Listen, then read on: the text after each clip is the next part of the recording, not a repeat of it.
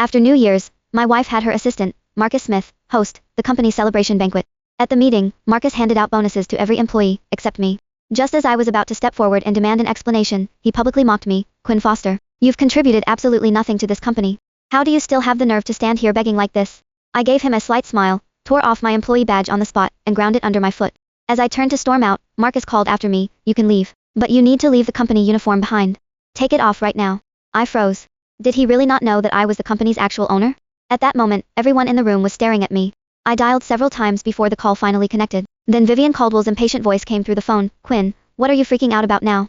This meeting is critical for the company. Can't you wait until I get back? I glanced at Marcus from the corner of my eye, and said firmly, no. The next second, Vivian started cursing at me, through the phone. Yes. I told Marcus to fire you. Are you satisfied now? I paused for a moment before speaking again. Give me a reason. Vivian let out a scornful laugh, and said coldly, a reason. I'm the chairman of Caldwell Group. Do I need a reason to fire someone? You've held the title of sales manager for 3 whole years, without a single shred of performance. How do you still have the nerve to ask me why? By the end, even though I'd turned the phone volume to its lowest setting, Vivian's voice still echoed throughout the entire conference hall. Quinn, listen carefully. My Caldwell Group doesn't support deadweight. After that final statement, she hung up directly. The room fell dead silent. Everyone just heard that, right? Even Vivian herself called Quinn deadweight. Why keep someone like that around? Marcus stood on stage, looking at me triumphantly. I suggest you pack up your things, and go home to sleep. Halfway through his sentence, he suddenly smiled at me. If you're going to live off someone, you should at least act the part. Don't you think I'm right, Mr. Foster? I looked at him expressionlessly, and let out a cold laugh. So what Assistant Marcus is saying is that I'm completely unnecessary at this company.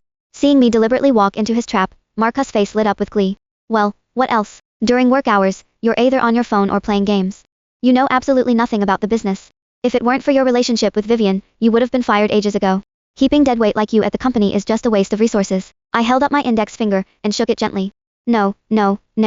I think everything Marcus said before was correct, but there's one thing I disagree with. Marcus looked somewhat surprised at my confident tone. What don't you agree with? You don't actually think Caldwell Group can survive without you, do you? I gave him a slight smile, then nodded emphatically. You're absolutely right. If I leave the company, Caldwell Group will collapse immediately. As soon as I finished speaking, the previously silent conference hall erupted. Oh my god, this guy is so full of himself. Caldwell is a publicly listed company, one of the top 500 nationwide. How could it possibly collapse because of one little manager? Exactly. This guy just relies on being the chairman's husband. He's been lazy for years, doing no work but taking a salary for 3 whole years. He's so disgusting. How can people like this even exist? Pretty boy, freeloader, just go die already. The cursing around me grew louder and louder, but I didn't care at all, because every single word I said was the truth.